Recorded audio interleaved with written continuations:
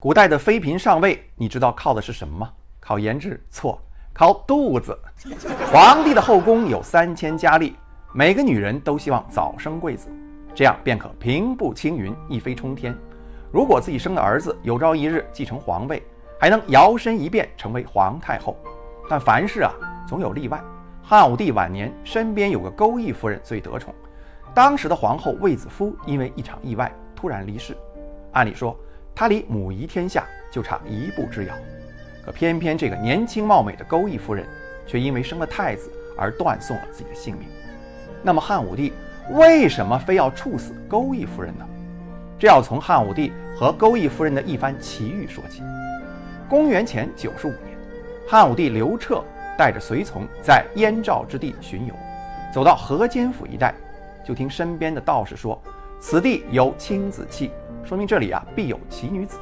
于是汉武帝马上派人下去查访，找到了一名姓赵的少女。据群众反映，赵氏风姿绰约，肤如凝脂，犹如仙女下凡，只是生下来呢，2只手都握成拳头，无法展开。汉武帝一听，人世间居然还有这样的奇女子，赶紧接见一下吧。随从官员便找来赵氏，带到汉武帝面前，果然是人间绝色。不过最吸引汉武帝的不是他的那张脸，而是他的一双手，一直像拳头一样紧紧握着，垂于身侧。皇帝很好奇，便让宫女上前掰他的手，哪怕使出了吃奶的劲儿，几个宫女都没能掰开。这下小伙伴们可全都惊呆了。最后呢，还是汉武帝亲自上前，将赵氏的纤纤玉手托住，用手轻轻一掰，没想到赵氏紧握的拳头突然奇迹般的张开了。更让人意想不到的是，赵氏的手心里面居然有一枚小巧精致的玉钩。还没等汉武帝回过味儿来，随从们已经齐声恭贺，陛下，这可是祥瑞之兆啊！汉武帝喜出望外，即刻命赵氏随驾回宫。那一年汉武帝已经61岁了，这名神奇的赵氏才20出头。别看人家年纪轻轻，却很会揣摩圣意，也就是说呢，很会讨老头子的欢心。第2年还为他生下了皇六子刘弗陵。62岁的汉武帝老年得子，更是欣喜若狂。不久，这名赵氏女子便被升为婕妤，地位仅次于皇后，还将她居住的宫殿命名为钩弋宫。她也顺理成章被称为钩弋夫人，也有人管她叫赵婕妤。说到刘弗陵的出生呢，也是奇事一桩。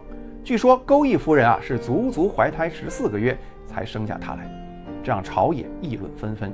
因为上古时代的尧帝就是在娘胎里待了14个月才咕咕坠地的。刘弗陵这出生和尧帝一模一样，显然是吉兆。汉武帝听到大家的议论，越发器重刘弗陵，还将他出生的房间命名为尧母门。本来刘弗陵只是皇六子，上面还有5个哥哥，根本轮不到他当太子，更不用说继承皇位了。那时候太子刘据早就是接班人了。这时候却偏偏出了一件大事儿，让刘弗陵一下子脱颖而出，成为了汉武帝的接班人。这到底是怎么回事呢？公元前91年，年近古稀之年的汉武帝身体每况愈下，还经常生病。佞臣江充便借机生事，谎称汉武帝龙体欠安，是因为太子刘据在行巫蛊之术。汉武帝听信谣言，要废太子，刘据被逼自杀，还连累皇后卫子夫也自尽而死。关于这段历史呢，我在之前的节目《卫子夫宠冠后宫38年的一代贤后》中有详细的介绍，感兴趣的朋友可以去看一看。刘据自缢身亡，太子之位突然空了出来，又引来了新一轮的权力之争。当时汉武帝还有4个儿子在世，有的不堪大用，有的直接伸手要权，被汉武帝一顿斥责，还有的竟然私自联络外戚，想趁机谋反，当然也就没什么好下场。剩下一个8岁的刘弗陵，自然成了汉武帝眼中太子的不二人选。这个刘弗陵年龄虽小，行事作风却颇得老爷子的欢心。汉武帝经常挂在嘴边的一句话，这孩子可真像我。父爱和母爱有时候真不太一样。如果说母爱是无条件的，父亲往往喜欢长相和个性更像自己的孩子。公元前87年，已经是病魔缠身的汉武帝开始考虑后事了。他做出2个重大的决定，一个是立8岁的刘弗陵为太子，二是赐死钩弋夫人。也许有人会百思不得其解，自古母以子贵，儿子都要继承皇位了，为什么母亲却不得善终？汉武帝刘彻晚年宠爱年轻貌美的钩弋夫人，钩弋夫人还给他生了一个儿子刘弗陵。老年得子的汉武帝决定立刘弗陵为太子，同时他还做出了一个更为疯狂的决定，赐死钩弋夫人。汉武帝为什么要这么做呢？原来玩了一辈子权术的汉武帝，却在晚年给他带来了不少祥瑞的钩弋夫人身上发现了一些不好的预兆。这究竟是怎么回事呢？那会儿啊，钩弋夫人可是每天都在小心翼翼地服侍汉武帝。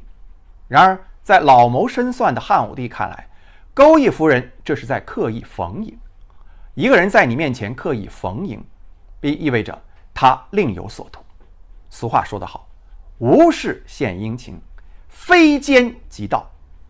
汉武帝越想越不对劲儿，他甚至怀疑当年钩弋夫人的手掰不开，只有他能够掰开，并且里面有块玉这件事儿，是不是一种套路？后来汉武帝听说钩弋夫人的父亲当年犯法之后受了宫刑，变成太监，在宫里待过一段时间，会不会是他父亲买通了身边的道士和宫女，为了让女儿顺利进宫，联合演的一出戏呢？包括她怀孕14个月，更是半真半假，搞不好也是故意蒙她的。汉武帝越想越气，这个才20来岁的小姑娘，心机既然如此之深，把她都骗得一愣一愣。一旦自己100年之后，儿子年幼，她当了太后，哪个大臣是她的对手？汉武帝又想到了自己的童年，虽然在姑姑馆陶长公主的帮助之下挤走了太子刘荣，顺利夺取了皇位，可是当时他才16岁，上面还有个奶奶窦太后，整天在指手画脚，疯狂干政，让他过了差不多10年的憋屈日子。汉武帝想到这里，更是下定了决心，绝对不能让年幼的儿子重走自己的老路。唯一的解决办法，必须让钩弋夫人死。为了保住他的大汉江山，汉武帝起了杀心。当时声势如日中天的钩弋夫人，估计怎么也想不到，死亡之神正向他张开血盆大口。俗话说得好欲加之罪，何患无辞。有一次，仅仅因为一件小事，钩弋夫人便惹得汉武帝不悦。天子一发威，决定将他打入天牢。钩弋夫人一边挣扎，一边回头向汉武帝告饶。汉武帝面无表情，冷冷地甩出一句话：“你活不了了。”不久，便传出钩弋夫人暴死狱中的消息。随后，汉武帝命人画了幅画，画上是周公抱着年幼的周成王接受诸侯朝拜。然后他把这幅画专门赐给了奉车都尉霍光，并任命他为大司马。这大司马是个什么官啊？相当于现在的3军总司令。这等于是把小太子刘弗陵托付给了霍光。那这个霍光又是何方神圣啊？他可是汉武帝当年最信任、最倚重的，有中国古代第一军神之称的霍去病的弟弟啊。有一天，汉武帝突然问左右，外界舆论对处死钩弋夫人一事怎么看？随从回答说，媒体都很疑惑，皇上您都要立他儿子为太子了，为什么还要杀死他呢？汉武帝就说亡古国家所以乱，有主少母壮也。汉武帝的意思是说自古以来一个国家要是乱了，都是因为国君年幼，而他的母亲风华正茂。女主一旦大权在握，就会骄横不法，为所欲为，没人能够制约她。你们难道都忘了吕后专权的故事了吗？为了国家社稷，不得不先将她除掉。后元2年2月14日，也就是公元前87年，汉武帝驾崩。2月15日，8岁的刘弗陵登基为帝，就是汉昭帝，追封母亲赵氏为皇太后。那么这里面呢，我们得分析一下，钩弋夫人究竟是白莲花还是心机够？是被汉武帝冤杀，还是她确实心机很深，靠演戏和造假上位？如果当初汉武帝不杀她，汉昭帝刘弗陵登基以后，他会不会成为第二个专权的吕后？对此千百年来一直是众说纷纭。不过我个人觉得，又是从小双手握拳打不开，又是怀胎14个月才生下龙子，这两个看似天方夜谭的故事实在不合常理，起码说明了一点：钩弋夫人是一个非常会包装自己，而且有着强烈政治野心的女人。当然，最重要的一点，那场改变了大汉王朝政治格局的巫蛊之变，可是发生在钩弋夫人进宫以后啊。虽然史书上一直在说巫蛊之祸的罪魁祸首只有江充一人，可是按照谁受益最大、谁最有嫌疑的原则来看，江充显然不是幕后主使。一个小小的佞臣，何必非要跟太子掰手腕？更何况，江充虽然借助巫蛊之祸掰倒了太子刘据，他自己也被汉武帝灭了3族，实在是得不偿失。现在看来，巫蛊之祸事件最大的受益者只有一人，那就是后来继承皇位的汉昭帝刘弗陵。考虑到当时刘弗陵仅仅才8岁，不可能具备如此的心机和谋略，那么巫蛊之祸最大的嫌疑人就是刘弗陵的母亲钩弋夫人。而且史书记载，江充和钩弋夫人可是有同乡之谊，两人都是当时的赵国人，他们还有共同的敌人。江充为了向汉武帝表现自己的忠诚，得罪了太子，而钩弋夫人生下的儿子刘弗陵又特别讨老爷子欢心。自古母凭子贵，为了更上一层楼，钩弋夫人借助江充之手去挑战太子和皇后，不是不可能。从公元前91年的巫蛊之祸到公元前87年汉武帝去世，短短5年之间，大汉王朝便经历了一次最为深刻的政治洗牌，导致太子和皇后双双毙命，而钩弋夫人的儿子刘弗陵则脱颖而出，成为了大汉王朝的继承人。你说钩弋夫人完全不知情，显然是低估了她的智商。当然，这也是我的分析和猜测，并没有找到确凿的证据。所以对汉武帝突然把晚年最宠爱的妃子赐死，还振振有词地说她会变成第二个吕后，民间普遍不认可。有野史记载，钩弋夫人死后，尸体不但没有发臭，反而香飘十里，这更令世人觉得钩弋夫人死得冤，以至于一段时间过去了，社会上谣言四起，说钩弋夫人可能是神仙下凡，还有人给她立庙建祠。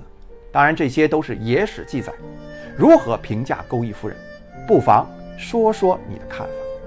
如果你喜欢听我讲中国古代后妃的传奇故事，特别为你推荐这套书《中国后妃全传》。从中国历史上第一个王后夏朝大禹的妻子涂山氏开始，到清朝的末代皇后婉容，为历代后妃400多人作传，包括历史上一些著名的后妃，如汉高祖的皇后吕雉，唐太宗的长孙皇后，唐玄宗宠爱的贵妃杨玉环，明太祖的皇后马秀英，原来是咸丰皇帝的贵妃，后来摇身一变成为大清实际掌权者的慈禧太后，都有详尽的介绍。